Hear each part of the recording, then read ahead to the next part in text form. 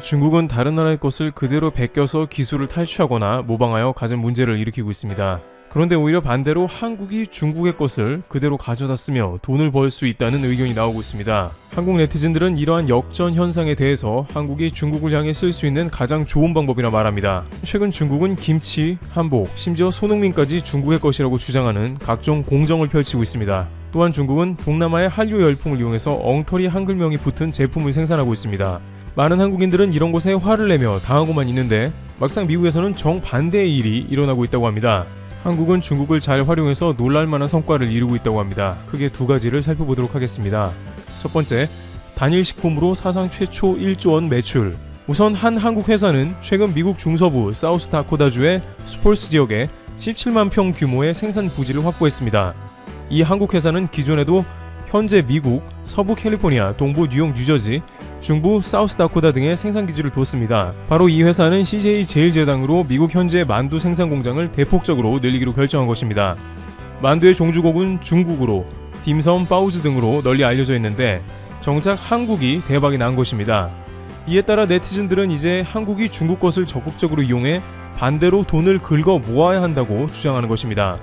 CJ 제일제당은 생산 라인을 선제적으로 늘린 것은 지난해 매출액 1조 원을 돌파한 비비고 만두의 폭발적 수요 증가에 대비하기 위한 것이라며 이미 미국 전역의 만두 생산 공장 가동률이 90% 수준에 이르렀다고 설명했습니다. 식품업계에서는 단일 식품으로 매출 1조를 이뤘다는 것은 사실상 불가능에 가까운 업적이라고 입을 모으고 있습니다.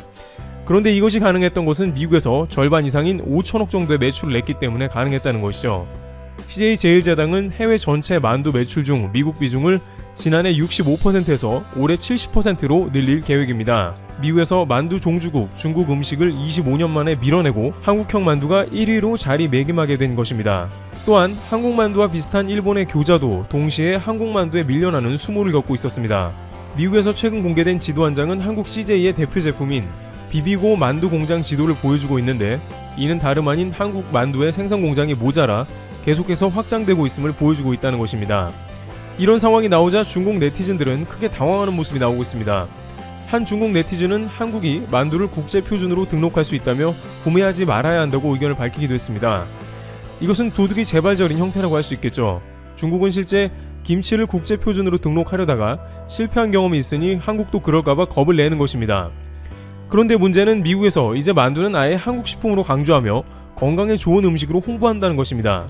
비비고 미국 광고에서는 미국 미드에 다수 출연한 이기용 씨가 직접 나와 친구들에게 대접하고 있으며 광고에도 한국의 맛을 즐기세요 라면서 만두가 한국의 것임을 온전하게 강조하고 있는 것입니다. 특히 지금까지 미국을 점령해온 중국의 덤플링은 고기와 육즙만 들어가 있는 형태입니다만 미국 광고에 등장하는 비비고는 야채도 많이 들어가 건강에 좋다는 이미지를 보여주고 있습니다. 그런데 여기서 많은 중국 네티즌들은 진짜 문제는 앞으로 한국의 무한 확장성이라고 말하고 있습니다. 한 중국 네티즌은 앞으로 한국이 중국 것에 모두 한국 이름을 붙여 판매할 것을 걱정하기도 했습니다. 예를 들어 허거나 마라탕 같은 음식은 누가 봐도 중국의 음식이며 중국에서 즐겨 먹는 것입니다. 그런데 이러한 음식을 한국에서 개량해서 미국이나 다른 나라에서 히트를 칠 수도 있다는 것입니다. 실제 앞서 CJ 비비고의 미국 광고에서는 비비고뿐만 아니라 미니 완탕도 한국 음식으로 소개했습니다. 완탕은 중국에서 전통적으로 만두에 육수 등을 부어 간편하게 먹을 수 있는 정통 음식으로 유명합니다만 미국인들은 이제 완탕을 한국 음식이라고 부르게 됐습니다. 그런데 더 심각한 문제가 등장하고 있습니다. 바로 미국에서는 이제 만두나 완탕을 어찌되었든 중국이 아니라 한국에서 만들라고 한다는 것입니다. 한 미국 네티즌은 우리는 중국 음식을 한국이나 일본 회사에서 만드는 것을 선호하고 있다 라면서 가능하다면 같은 동북아시아인 한국에서 만들고 한국이 만드니까 더 맛있고 좋다라고 말합니다. 또 한국에서 만들면 안전하다. 중국이 아니라 한국에서 중국 음식을 만들어 판매해봐라 하는 것이죠. 중국을 기피하는 현상이 생기는 것입니다. 실제 이러한 비슷한 일은 식품뿐만 아니라 다양한 분야에서 한국이 반사이익을 얻는 경우가 나옵니다. 이제 한국에 K가 붙었을 때 신뢰, 안전, 세련됨, 탁월함 등의 단어가 연상되고 있습니다. 한국은 중국이 전 세계로부터 신뢰를 까먹고 있는 상황을 기회로 삼아 적극 파고들고 있습니다. 특히 이번 코로나 사태로 미국에서는 중국에 대한 부정적인 여론이 역대 최고를 기록하고 있었고 집에서 요리 시간이 늘어난 미국 회사에서는 한국의 만두가 더 날개도 치듯 판매가 되었습니다. 실제 한국의 만두가 맛있고 뛰어나다는 평입니다. 미국 셰프들은 한국의 비비고 만두가 얇은 만두피와 적절한 재료 배합으로 뛰어난 맛을 낸다고 말합니다. 미국 홈쇼핑에서는 헬시푸드라며 웰빙 음식으로 강조하면서도 맛이 뛰어나다고 광고를 진행 중입니다. 맛이 없는데 단일식품으로 1조를 파는 것은 불가능하겠죠. 한국 회사가 입맛에 맞게끔 잘 만든다는 것입니다. 일각에서는 마치 일본에서 인도 카레를 일본식 카레로 변형해서 세계적으로 대중화를 시킨 것과 같이 한국도 이제 중국의 다양한 음식을 한국식으로 변형시켜 세계화를 시키는 게 아니냐는 의견을 냅니다. 이러다 보면 중국의 마라탕이나 훠궈 등도 한국이 세계의 입맛에 바꿔 세계 시장에서 출시가 가능할 것입니다. 그런데 이것은 절대 반대 상황이 성립이 안 된다고 합니다. 즉 중국에서는 한국처럼 할 수가 없다는 것이죠. 두 번째, 중국 부메랑 효과를 체험하고 있다. 예를 들어 중국이 김치를 중국 음식이라고 붙여서 절대로 미국 시장에서 성공할 수는 없다는 것입니다. 왜냐하면 한국 음식은 믿을 수가 있으며 중국산은 이미지도 안 좋고 불안해 먹기가 꺼려진다는 것입니다. 이는 심지어 중국 네티즌들조차 시인하고 있는 상황인데요. 한 중국 네티즌은 한국 만두가 세계적으로 인기가 있는 것은 식품 안전이 보장되기 때문이지 중국은 그게 없어 라고 말하며 중국이 신뢰를 얻지 못함을 자신들도 알고 있습니다. 또한 중국은 최근 냉동식품 관련 이상 행동을 했습니다. 전 세계에서 중국에 들어오는 냉동식품에 코로나 바이러스가 묻어있다며 다른 나라 냉동식품을 수입 금지시켰습니다. 그런데 이는 오히려 역풍이 불었습니다. 다른 나라에서 반대로 중국 냉동식품에 코로나가 있다는 루머가 돌았습니다. 왜냐하면 코로나 바이러스가 중국 발원지인데 계속 다른 나라에 뒤집어 씌우니 냉동식품도 똑같은 방식으로 중국 냉동식품에서 코로나가 나왔으니 다른 나라 냉동식품에 뒤집어 씌운다는 소문에 중국산을 꺼리게 되는 것이죠. 한국산 냉동 만두가 더 잘 팔리게 되는 이유가 될 수도 있겠네요. 최근 실시된 설문조사에 따르면 중국에 대해서 짝퉁이 많다, 믿을 수 없는 국가라는 답변이 많았습니다. 반면 많은 나라에서 신뢰를 보여주고 있는 한국은 국가 이미지가 신뢰나 선진국가로 발돋움하고 있습니다. 실제 최근 싱가포르의 설문조사를 보면 코로나 이후 가장 여행 가고 싶은 나라로 한국을 꼽고 있습니다. 여기서 중요한 부분은 앞으로 해외여행을 하는 데 있어서도 방역이 매우 중요한 지표가 된다는 것입니다. 세계은행은 코로나가 세계적으로 창궐한 지난 6월에 직원들 긴급 상황 시 치료해달라며 한국과 협약을 맺었습니다. 세계은행은 지역별로 이러한 긴급 의료 국가들이 있는데 동아시아 태평양 지역에서는 한국을 지정한 것입니다. 동아태 지역의 세계은행 근무 국가는 29개국인데 이들의 직원과 가족이 위급 상황 시 한국에 오게 됩니다. 세계은행은 선진적 의료 수준과 K방역 등의 성과를 보고 가장 알맞은 국가로 한국을 선정했다고 밝혔습니다. 한편 이번 코로나가 중국의 야생동물을 취급하는 시장에서 비롯된 것이라는 추측이 제기되고 있기 때문에 동북아시아에서 중국은 여행이나 의료 등에서 그 설 자리를 잃게 되며 한국이 반사이익을 누린다는 분석이 나옵니다. 이렇게 한국이 미국 시장에서 종주국이 중국인 만두로 히트를 치고 있는 것은 맛도 뛰어날 뿐만 아니라 한국이라는 국가가 신뢰를 주었기 때문에 위생을 비롯해 평가가 가장 까다로운 식음료 부문에서조차 인정을 받으며 공장을 2배 이상 확장하게 되는 모습이 등장하는 것으로 파악되고 있습니다. 중국은 당장 한국의 김치부터 자신들의 것이라고 주장하는 황당함을 거둬들여야 할 것입니다.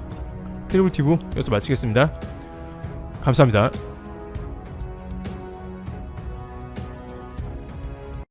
한국사법부가 역사적인 결정을 내렸습니다.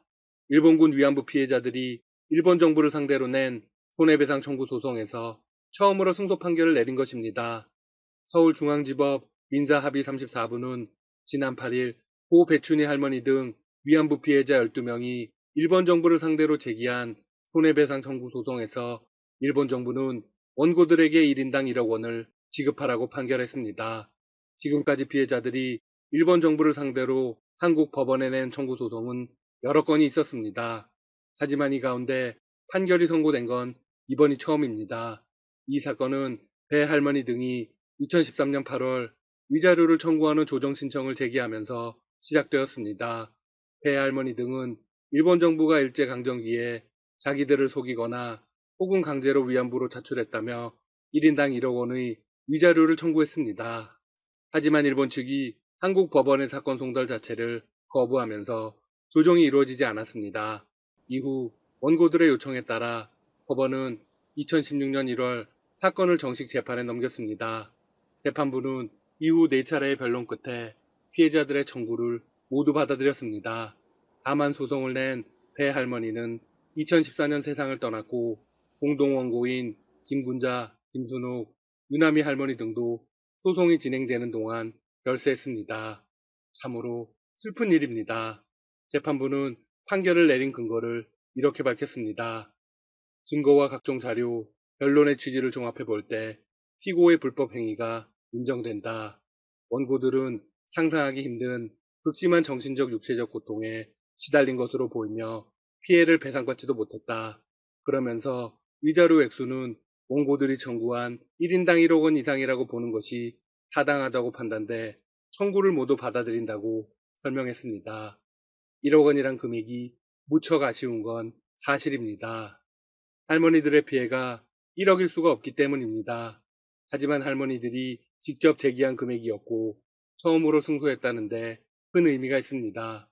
중요한 사실이 또 있습니다. 재판부가 이 사안에 대해 재판할 권리가 우리 법원에 있다는 걸 인정한 것입니다. 한 국가의 법원이 다른 국가를 소송 당사자로 삼아 재판할 수 없다는 국가 면제 원칙을 적용할 수 없다고 판단한 것이죠. 따라서 일본이 위안부 소송을 거부하는 근거도 동일합니다. 주권국가는 타국 법정에서 재판을 받을 수 없다는 주권 면제 원칙을 내세운 것이죠. 하지만 재판부는 이런 설명을 내렸습니다. 이 사건 행위는 일본 제국에 의해 계획적, 조직적으로 광범위하게 자행된 반인도적 범죄 행위로 국제강행규범을 위반한 것이다. 국가의 주권적 행위라 해도 국가 면제를 적용할 수 없고 예외적으로 한국 법원에 피고에 대한 재판권이 있다고 본다. 재판부는 이어서 과거에 맺은 협정도 언급했습니다. 원고들의 손해배상 청구권은 한일 양국이 1965년 맺은 청구권 협정이나 2015년 일본군 위안부 피해자 문제 협의 적용 대상에 포함되지 않는다. 정말 속 시원하네요. 원고 소송 대리인을 맡았던 김광원 변호사는 판결을 두고 감개무량하다고 말했습니다. 그는 이어서 일본을 상대로 주권 면제를 넘어서고 오늘 같은 판결을 선고받을 수 있을까 하는 부분이 재판 과정에서 제일 어려웠다고 밝혔습니다. 그러고는 한일 관계에는 큰 파장이 있을 것 같다. 문명국가라고 하는 국가가 아직까지 이렇게 반윤리적이고 반인륜적인 행위를 했다는 것이지 않냐라고 말했습니다. 네, 일본은 선진국이라고는 도저히 믿을 수 없는 폐륜적인 태도를 보이고 있습니다. 이제 남은 부분은 배상금을 확보하는 방법입니다. 그러기 위해서는 강제 집행이 가능한 일본의 자산이 있는지 별도로 검토해야 합니다. 한국 법원의 판결 소식이 전해지자 일본은 그야말로 발칵 뒤집어졌습니다. 우선 일본 정부의 대변인 역할을 하는 가토 관방장관이 직접 공식 입장을 밝혔습니다. 한국이 이런 판결을 내린 것은 매우 유감이다. 일본 정부는 이를 결코 받아들일 수 없다. 가토 장관은 예상대로 주권 면제를 언급했습니다. 그러면서 이번 판결이 국제법을 위반했다고 주장했습니다. 일본의 외교부도 즉각 행동에 나섰습니다. 지난 8일 오전 남관표 일본 주재 한국 대사를 조치했습니다. 남 대사는 오전 11시 25분께 도쿄 지오다구에 있는 외부성 청사로 들어간 뒤 고작 9분 만에 나왔습니다. 남 대사는 외무성 청사를 나서면서 취재진에 이렇게 설명했습니다. 일본 정부 입장을 들었다. 우리로서는 한일 관계에 바람직하지 않은 영향을 미치지 않고 해결될 수 있도록 가능한 한 노력을 하겠다는 얘기를 했다. 이런 해결을 위해선 무엇보다 차분하고 절제된 양국의 대응이 필요하다는 점을 강조했다. 일본은 남 대사에게 어떤 이야기를 했을까요? 한국 법원이 국제법상의 주권 면제 원칙을 부정하는 것은 매우 유감이다. 일본 정부로서는 결코 받아들일 수 없다. 네, 예상했던 그대로의 반응이자 관방장관과 똑같은 얘기를 했습니다. 일본 현지 언론들은 다른 외무성 관계자의 발언을 인용해 이런 보도를 대대적으로 내보냈습니다. 국제법적으로도 상식적으로도 있을 수 없는 불쾌한 판결이다. 대놓고 강한 불쾌감을 표현하고 있네요. 일본 정부가 주일 한국 대사를 초치한 것은 2019년 8월 이후 처음입니다. 당시 한일 군사정보보호협정 지소미아 종료 문제와 관련해 남대사를 불러서 사정을 했습니다. 이제 한국과 일본은 돌이킬 수 없는 강을 건넌 것으로 보입니다. 한국은 결코 물러설 마음이 없고 물러서서도 안 됩니다. 일본 정부의 배상 책임 인정은 피해자와 다수 국민 입장에서 매우 정의로운 판결입니다. 하지만 강제징용 배상 판결 문제 등으로 갈등이 깊은 한일 관계에 더욱 큰 파장이 줄 수밖에 없는 것도 사실이죠. 그나마 강제징용 배상 판결은 일본 기업이 피고여서 우회로를 찾으려는 양국 정부의 노력이 있었습니다. 하지만 위안부 판결은 피고가 기업이 아닌 일본 정부입니다. 차원이 완전히 다른 이야기죠. 그래서 더욱 의미가 있습니다. 일본이 국제법상의 주권 면제 외의 근거로 들고 있는 게 또 있습니다. 네, 많은 분들이 예상하시겠지만 박근혜 정부가 2015년 12월 발표한 한일 위안부 합의입니다. 일본은 양국 간 위안부 문제가 최종적으로 해결됐다는 입장입니다. 하지만 이 합의는 문재인 정부 들어 피해자들의 의견을 제대로 반영하지 못했다는 이유 등으로 사실상 무효가 됐습니다. 반면 일본 정부는 한국의 약속 위반을 주장하며 합의 이행을 촉구하고 있죠. 한국 정부의 입장은 어떨까요? 네, 강제징용 배상 판결 때처럼 사법부 판결을 존중한다는 입장을 취할 것이 분명합니다. 최근 정부는 정치권의 대표적인 일본통 강창일 전 의원을 주일 일본 대사로 임명하는 등 한일 관계 개선에 힘을 쓰는 모습을 보이기도 했습니다. 하지만 상황은 원점으로 돌아가게 되었네요. 확실한 사실은 한국이 양보할 상황은 아닙니다. 위안부 배상 판결은 강제징용 문제보다 더 큰 파동을 만들겠지만 일본의 압박에 불에서는 안 됩니다. 어떤 상황에서든 한국의 판결은 정말 잘한 일입니다. 또한 일본은 한국에게 아무런 피해도 입힐 수 없습니다. 지금까지 닥터시사TV였습니다. 여러분 시청해주셔서 감사합니다. 구독과 좋아요 부탁드립니다.